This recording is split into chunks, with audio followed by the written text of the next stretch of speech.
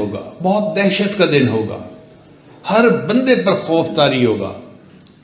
رونگٹے کھڑے ہوں گے، پسینہ ہوگا، سورج قریب ہوگا اور بندہ پسینے میں ڈوبا ہوا ہوگا اور ایسے خوف زدہ ہوگا کہ جیسے پتہ نہیں آج میرے ساتھ ہونا کیا ہے۔ امام غزالی رحمۃ اللہ اپنی کتاب میں لکھتے ہیں کہ جہنم میں ابال آئے گا، جیسے ہنڈیا میں ابال آتا ہے نا، یا دودھ کڑ رہا ہو، گرم ہو رہا ہو تو ابال آتا ہے اور دودھ باہر کو گرنے لگتا ہے، ایسے جہنم میں ابال آئے گا اور اس کے بڑے بڑے انگارے جو ہوں گے وہ آسمان کی طرف اڑ کر جائیں گے، اور پھر اس کے بعد جب وہ واپس گر رہے ہوں گے تو مخلوق کے اوپر ایک خوف ہوگا، ہر بندے کو یہ فیل ہوگا کہ کہیں یہ انگارے میرے سر کے اوپر آ کر گرے،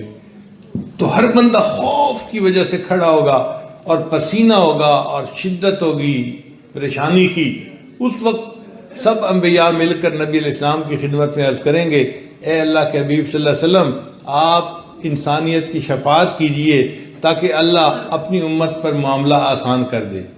تو نبی علیہ السلام کو اللہ تعالیٰ مقام محمود عطا فرمائیں گے۔ نبی علیہ السلام مقام محمود پر جا کر سجدہ کریں گے۔ آپ نے ارشاد فرمایا، میں سجدہ کرتے ہوئے رونے لگ جاؤں گا۔ جب میں مقام محمود پہ رو کے سجدہ کروں گا، اللہ مجھے پوچھیں گے، اے میرے محبوب ارفع رأسک، آپ اپنے سر کو اٹھائیے، سل تعطیٰ، آپ مانگیے، جو مانگیں گے میں آپ کو عطا کروں گا۔ تو نبی علیہ السلام فرماتے ہیں کہ پھر میں اللہ سے عرض کروں گا، یا اللہ، آپ کے بندوں کے اوپر یہ مشکل وقت ہے، آپ حساب کتاب شروع کروائیے تاکہ مخلوق کے اوپر یہ مشکل وقت ختم ہو جائے۔ تو اللہ فرمائیں گے، اچھا میرے محبوب صلی اللہ علیہ وسلم کسی کو حساب کے لیے آگے پیش کیجئے۔ تو نبی علیہ السلام سیدنا ابو بکر صدیق عنہ کو ہاتھ پکڑ کے کہیں گے، ابو بکر آگے ہو جاؤ اور اپنا حساب دو۔ سیدنا صدیق رونے لگ جائیں گے، عرض کریں گے، اے اللہ کے حبیب صلی اللہ علیہ وسلم، میں تو عمر کے بڑے حصے میں جا کر مسلمان ہوا، کسی ایسے بندے کو آگے کر دیں جو بچپن سے مسلمان ہوا ہو، کلمہ پڑھا ہو اور پوری زندگی اس نے اسلام میں گزاری ہو۔ تو نبی اسلام فرمائیں گے، نہیں ابو بکر تم آگے ہو، اپنا حساب دو۔ تو ابو بکر صدیق عنہ نبی اسلام کے حکم کی تعمیل میں آگے بڑھیں گے اور وہ بھی سجدے میں گر جائیں گے اور رونے لگ جائیں گے۔ ابو بکر صدیق عنہ کو روتے دیکھ کر اللہ فرمائیں گے، ابو بکر تو رو رہا ہے، تو نے تو میرے محبوب صلی اللہ علیہ وسلم پر اتنے احسانات کیے کہ میرے محبوب نے یہ فرمایا تھا، میں نے دنیا میں سب کے احسانات کے بدلے دے دیے، ابو بکر کے احسان کا بدلہ قیامت کے دن اللہ دے گا۔ ابو بکر تو روتا ہے، ابھی تو تیرے احسانات کا میں نے بدلہ دینا ہے، جب میں نے تجھے بلا حساب جنت عطا کر دی۔ چنانچہ ابو بکر صدیق عنہ بلا حساب جنت میں جائیں گے۔ پھر اس کے بعد نبی علیہ السلام حضرت عمر عنہ کو حکم دیں گے، وہ بھی رونے لگ جائیں گے، اے اللہ کے محبوب صلی اللہ علیہ وسلم، میں تو عمر کے بڑی حصے میں جا کر مسلمان ہوا، عمر کا بہت سارا حصہ میرا کفر اور شرک میں گزرا ہوا ہے، آپ کسی ایسے بندے کو آگے کریں کہ جس نے پوری زندگی اسلام میں گزاری ہو۔ تو نبی علیہ السلام فرمائیں گے، عمر حساب جو آگے بڑھو۔ حکم کی تعمیل میں عمر عنہ بھی آگے بڑھیں گے اور وہ بھی اللہ کے خوف سے رونے لگ جائیں گے۔ جب وہ روئیں گے تو اللہ تعالیٰ فرمائیں گے، عمر تم رو رہے ہو، تم مراد مصطفیٰ تھے، تمہارے لیے تو میرے محبوب دعائیں مانگتے تھے، اور تمہارے اسلام قبول کرنے نے تو اسلام کو رونق بخشی، اسلام کو تقویت ملی تمہاری وجہ سے، آج تم روتے ہو، یہ تو تمہارے انعام کا دن ہے، چلو میں نے تمہیں بلا حساب جنت عطا فرمائی۔ پھر نبی علیہ السلام حضرت عثمان غنی کو آگے بھیجیں گے، ان کا بھی یہی معاملہ ہوگا، وہ بھی رونا شروع کر دیں گے۔ جب وہ رو رہے ہوں گے تو اللہ فرمائیں گے، عثمان تم روتے ہو، حالانکہ تم نے تو میرے محبوب پر ایسا احسان کیا کہ میرے محبوب نے دنیا میں دعا مانگی تھی، یا رحمان سہل الحساب علی العثمان، اے رحمان عثمان کے اوپر حساب کو آسان فرما دینا۔ واقعہ اس کا یوں ہے، عید کا دن تھا تو نبی علیہ السلام عید کی نماز پڑھنے کے لیے جا رہے تھے۔ ام المؤمنین عائشہ رضی اللہ عنہا نے عرض کیا، اے اللہ کے حبیب صلی اللہ علیہ وسلم کچھ پیسے دیجئے تاکہ میں کوئی چیز منگاؤں اور پکاؤں، عید کا دن ہے، مدینہ کی بیوائیں یتیم بھی آئیں گے، ہم گھر والے بھی ہیں تو ہم خود بھی کھائیں گے، ان کو بھی کھلائیں گے۔ تو نبی علیہ السلام نے فرمایا کہ میرے پاس تو اس وقت جیب میں کچھ بھی نہیں ہے۔ ام المؤمنین خاموش ہو گئی اور نبی علیہ السلام عید کی نماز پڑھانے تشریف لے گئے۔ جب آپ صلی اللہ علیہ وسلم عید کی نماز پڑھا کر واپس آئے تو اللہ کے حبیب صلی اللہ علیہ وسلم نے عجیب منظر دیکھا، گھر میں کھانا بنا ہوا ہے اور آنے والی عورتیں بھی خوب ہیں، ان کو بھی کھانا کھلایا جا رہا ہے اور بچے بھی کھانا کھا رہے ہیں۔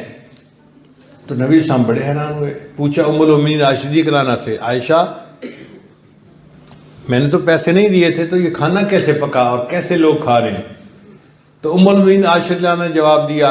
اے اللہ کے حبیب صلی اللہ علیہ وسلم جب آپ عید کی نماز پڑھنے کے لیے تشریف لے گئے تو آپ کے غلام عثمان ابن عفان نے آپ کی ہر زوجہ کے گھر ایک اونٹ سامان سے لدا ہوا تحفے کے طور پر بھیجا، تو مجھے بھی ایک اونٹ گروسری سے لدا ہوا ملا، اس میں گھی بھی تھا، آٹا بھی تھا، میں نے اس میں سے یہ چیز بنائی، اب ہم بھی کھا رہے ہیں اور سب کو کھلا بھی رہے ہیں۔ نبی علیہ السلام کا دل اتنا خوش ہوا کہ نبی علیہ السلام نے دعا دی، یا رحمان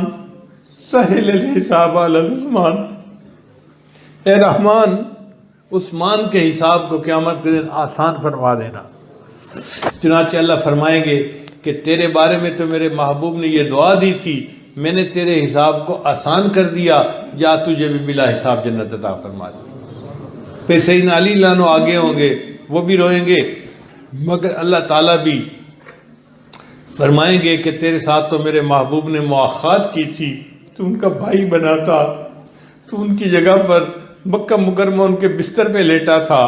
اور تو نے تو ان کا دل یہاں خوش کیا، یہاں خوش کیا، یہ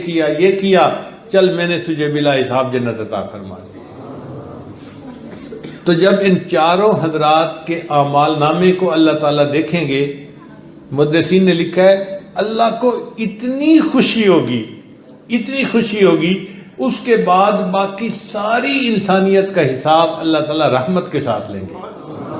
اللہ کا جو جلال ہوگا وہ اللہ کے جمال میں بدل جائے گا، غصہ جو تھا نا وہ خوشی میں بدل جائے گا، ان کی زندگیوں کو دیکھ کے اللہ کو اتنا پیار آئے گا کہ باقی ساری انسانیت کا اللہ تعالیٰ حساب پیار کے ساتھ لیں گے، اور اتنی رحمت سے حساب لیں گے کہ حیران۔ حدیث پاک میں آتا ہے اللہ تعالیٰ ایک بندے کو بلائیں گے اور اس کے گرد رحمت کی چادر تان دیں گے، پردہ کر دیں گے، مخلوق سے وہ بندہ چھپ جائے گا۔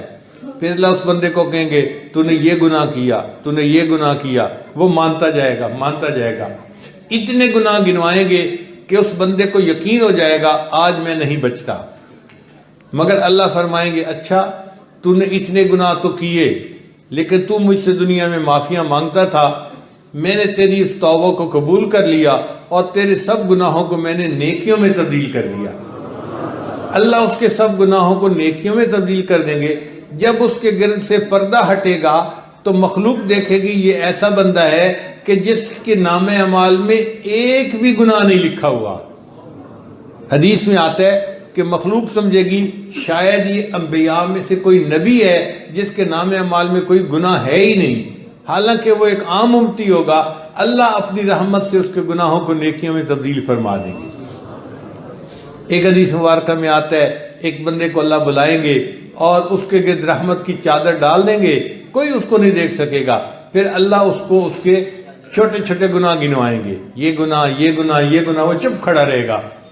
مگر دل میں سوچ رہا ہوگا کہ میرے بڑے بڑے گناہ کا تو ابھی نمبر آیا ہی نہیں ہے۔ اللہ چھوٹے چھوٹے گناہ گنوا دیں گے اور پھر کہیں گے اچھا ہم نے تیرے سب گناہوں کو نیکیوں میں تبدیل کر دیا۔ تو وہ خود کہے گا یا اللہ ابھی تو میرے بڑے بڑے گناہ باقی ہیں۔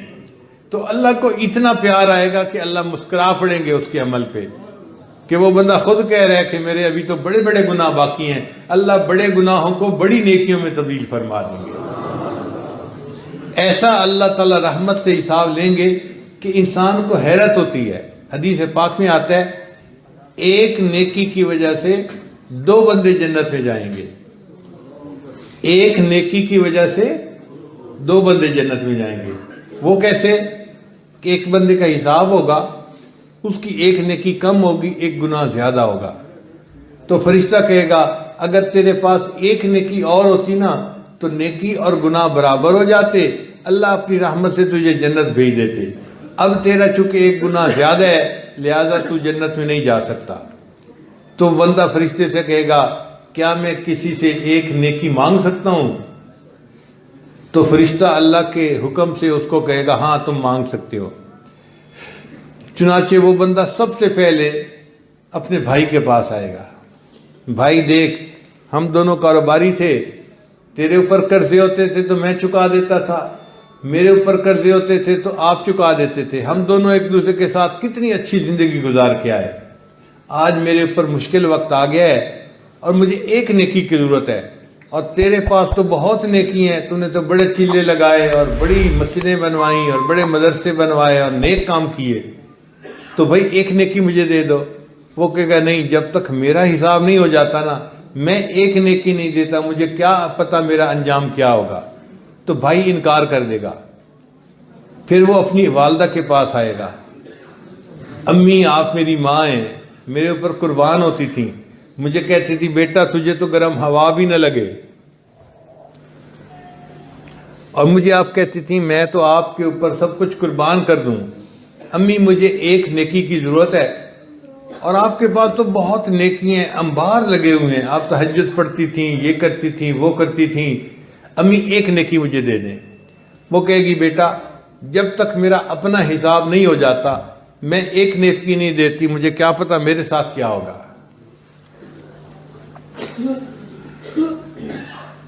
پھر وہ اپنے والد سے مانگے گا،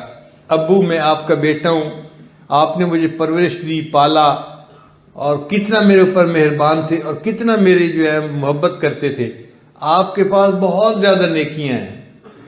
آپ تو مسجد کمیٹی کے صدر بھی تھے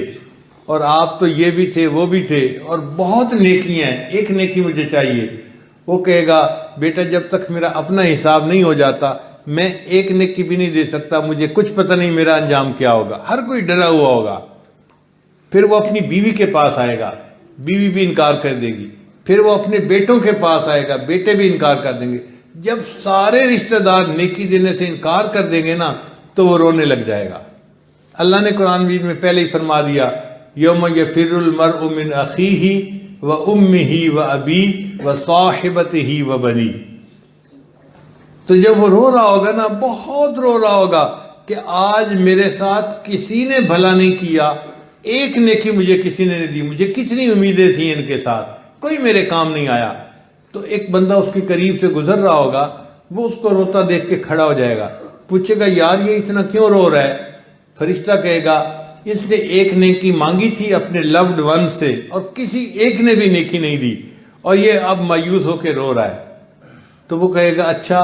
میرے نام اعمال میں صرف ایک نیکی ہے، وہ ایک نیکی اسے دے دو، میں نے تو جہنم میں جانا ہی ہے، ایک نیکی جو ہوئی، باقی تو کچھ ہے نہیں، تو اگر یہ جنت میں جا سکتا ہے تو چلو میری وجہ سے یہ جنت چلا جائے۔ کہ مخلوق حیران ہو جائے گی، اچھا ایک بندے نے اپنی نیکی دوسرے کو دے دی، تو اللہ تعالیٰ فرشتے سے پوچھیں گے فرشتے تو نے کیسا اعلان کیا؟ وہ کہے گا یا اللہ ایک بندے نے اپنی نیکی دوسرے کو دے دی، اللہ نے فرمایا نیکی دینے والا کون ہے، ذرا اس سخی کو میرے پاس کر دو۔ چنانچہ وہ سخی اللہ کے سامنے پیش ہوگا، اللہ فرمائیں گے تو اتنا بڑا سخی کہاں سے آیا کہ آج کے دن تو نے نیکی دوسرے کو دے دی؟ وہ کہے گا یا اللہ میرے پاس تو تھی ہی ایک نیکی، میں نے سوچا میں نے تو جہنم جانا ہی ہے، اگر میری وجہ سے یہ جنت جا سکتا ہے تو میں اس کو دے دیتا ہوں۔ اللہ فرمائیں گے تو نے بندے ہو کے اتنی سخاوت کا اظہار کیا اور میں تو پروردگار ہوں، یا میں نے تجھے بھی جنت دے دی، اسے بھی جنت عطا فرما دی۔ تو ایک نیکی پر 2 بندے جنت میں داخل ہوں گے۔ اللہ کی پھر رحمت کا ایسا معاملہ ہوگا۔ حضرت قاری محمد طیب رحمۃ اللہ نے اپنی کتاب میں لکھا ہے، وہ فرماتے ہیں کہ 2 بندوں کو اللہ تعالیٰ کے سامنے پیش کیا جائے گا اور اللہ ان دونوں کو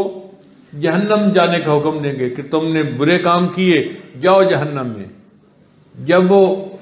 اللہ حکم فرمائیں گے نا جاؤ جہنم میں، تو ایک تو بھاگنے ہی لگ جائے گا جہنم کی طرف، اور دوسرا جو ہے وہ تھوڑا چلے گا پھر پیچھے دیکھے گا، پھر چلے گا پھر پیچھے دیکھے گا۔ اللہ تعالیٰ ان دونوں کو پھر بلا لیں گے، ہاں بھائی پہلے تو بتا، تو بھاگ ہی پڑا۔ وہ کہے گا یا اللہ دنیا میں تو آپ کے حکم کی تعمیل میں مجھ سے کوتاہی ہوئی، غلطی ہوئی، اب آپ کا حکم ہوا جاؤ جہنم میں، تو میں نے سوچا یہ آپ کا آخری حکم ہے، اس پر تو عمل کر لوں، میں بھاگ پڑا جہنم کی طرف۔ اللہ دوسرے سے پوچھیں گے بھئی تو چلتا تھا پھر مڑ کے دیکھتا تھا، پھر چلتا تھا پھر مڑ کے دیکھے گا۔ وہ کہے گا یا اللہ پوری زندگی آپ نے میرے ساتھ رحمت کا معاملہ کیا، اگرچہ آپ نے آج مجھے جہنم جانے کا حکم دے دیا، میں حکم کی تعمیل میں چل پڑتا تھا، پھر پیچھے دیکھتا تھا شاید آپ کو رحم آ جائے، پھر دیکھتا تھا پھر سوچتا تھا شاید رحم آ جائے۔ اللہ فرمائیں گے اچھا اگر تجھے میری رحمت پہ اتنا بھروسہ ہے تم دونوں کو میں نے جنت عطا فرما دی۔ اللہ تعالیٰ اپنی مخلوق کا حساب اتنی رحمت سے لیں گے۔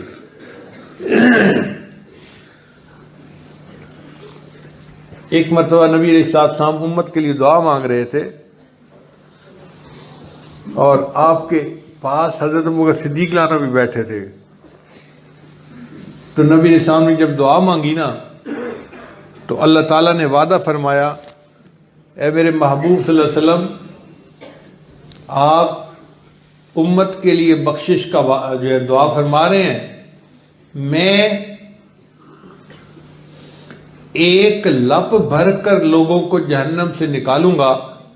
اور ان کو جنت عطا کر دوں گا۔ اب جب یہ وعدہ ہو گیا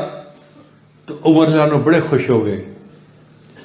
عمر لانو نے پھر کہا، حضرت ابوبکر صدیق نے پھر کہا اے اللہ کے وسلم اور دعا کیجئے۔ تو عمر لانو نے کہا کہ ابوبکر تم جانتے ہو اللہ کی لپ کتنی بڑی ہوگی، بھئی آپ غور کریں اگر گندم کے دانے پڑے ہو نا اور میں یوں کر کے اپنی لپ بھروں تو 100-200 دانے نہیں آئیں گے، ہزاروں کی تعداد میں دانے اس چھوٹی سی لپ میں آ جائیں گے۔ اگر میری لپ میں ہزاروں دانے آ سکتے ہیں تو اللہ رب العزت کتنے بڑے ہیں اور ان کی لپ کتنی بڑی ہوگی، تو کھرب ہا کھرب لوگ اس لپ میں آئیں گے اور اللہ ان کو جنت عطا فرما دیں گے۔ جب اللہ نے یہ وعدہ فرما دیا تو عمر لانو مطمئن ہو گئے۔ ابوبکر صدیق لانو پھر عرض کیا اے اللہ کے وسلم اور دعا کیجئے۔ تو وہ عمر لانو کہنے لگے ابوبکر اللہ نے لپ بھرنے کا وعدہ تو فرما دیا، اور کیا چاہتے ہو؟ تو ابوبکر صدیق نے جواب دیا عمر اگر لوگوں کا اور فائدہ ہو سکتا ہے تو تمہارا کیا نقصان ہے اس میں؟ چنانچہ نبی علیہ السلام نے پھر دعا مانگی تو اللہ نے وعدہ فرما دیا میں 2 لپیں بھر کر نکالوں گا اور جنت عطا کر دوں گا۔ تو ابوبکر صدیق نے پھر عرض کیا اے اللہ کے وسلم اور دعا کیجئے۔ تو عمر نے کہا ابو بکر جب 2 لپوں کا وعدہ اللہ نے بھر لیا تو اب مزید دعا کیا کرنی؟ انہوں نے پھر یہی کہا عمر اگر اوروں کا فائدہ ہو سکتا ہے تو فائدہ ہونے دو، چونکہ ان کے اندر بھی رحمت غالب تھی۔ چنانچہ نبی اسلام نے ان کے کہنے پر پھر دعا مانگی اور اللہ نے وعدہ فرما دیا میرے محبوب صلی اللہ علیہ وسلم میں 3 لپے بھر کر جہنم سے نکالوں گا اور اتنے کھرب ہا کھرب انسانوں کو بغیر کسی عمل کے آپ کی دعا کی برکت سے جنت عطا کر دوں گا۔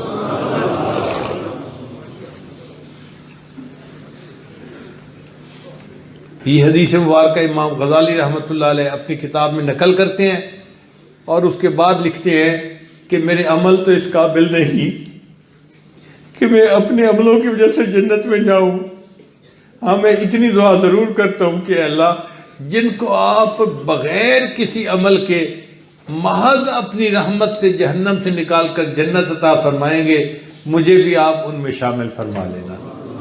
تو میری بھی دعا ہے کہ اللہ تعالی ہمیں قیامت کے دن اپنے محبوب صلی اللہ علیہ وسلم کی شفاعت نصیب فرمائے اور ان کی دعاؤں کی برکت سے اللہ تعالی ہمیں اپنی رحمت کے ساتھ فقط جنت عطا فرمائے۔ ہمارے پلے تو خالی ہیں، جھولیاں خالی ہیں، کوئی ایک بھی عمل نہیں جو اللہ کے حضور پیش کرنے کے قابل ہو، بس اللہ کی رحمت کا معاملہ ہے۔ بے گناہوں میں چلا زاہد جو اس کو ڈھونڈنے، مغفرت بولی ادھر آ میں گناہگاروں میں ہوں، وہ کرشمے شان رحمت نے دکھائے روز حشر، چیخ اٹھا ہر بے گناہ میں بھی گناہ گاروں میں ہوں۔ اللہ کی اتنی رحمت قیامت کے دن ہوگی کہ بے گناہ بھی چیخیں گے کہ یا اللہ تیری رحمت گناہ گاروں پہ اتنی ہو رہی ہے تو میں بھی گناہ گار ہوں، میرے اوپر بھی رحمت فرما دیجیے۔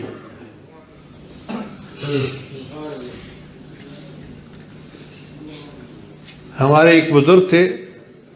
انہوں نے نبی علیہ الصلوۃ والسلام کی شان میں چند اشعار لکھے، پنجابی زبان کے ہیں، امید ہے آپ سمجھ لیں گے۔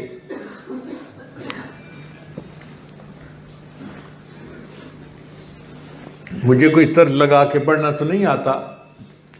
لیکن بہرحال میرا دل چاہ رہا ہے کہ میں پڑھوں اور آپ ان کو سنیں۔ فرماتے ہیں، ملے قطرہ عشق محمد صلی اللہ علیہ وسلم، ملے قطرہ عشق محمد دا، بئی تخت شاہی دی لوڑ نہیں، ملے قطرہ عشق محمد دا، بئی تخت شاہی دی لوڑ نہیں، دل مست رہے وچ مستی دے، بئی عقل دنائی دی لوڑ نہیں، ملے قطرہ عشق محمد دا، بئی تخت شاہی دی لوڑ نہیں، دل مست رہے وچ مستی دے، بئی عقل دنائی دی لوڑ نہیں، ملے قطرہ عشق محمد دا، میرے قلب سے آ گناہگار دے وچ، تیری یاد دا ڈیوا بلدا رہے، میرے قلب سے آ گناہگار دے وچ، تیری یاد دا ڈیوا بلدا رہے، ول این جگ اون جگ قبر حشر، کسے بئی روشنائی دی لوڑ نہیں، ملے قطرہ عشق محمد دا، کر اپنے حبیب دا عشق عطا،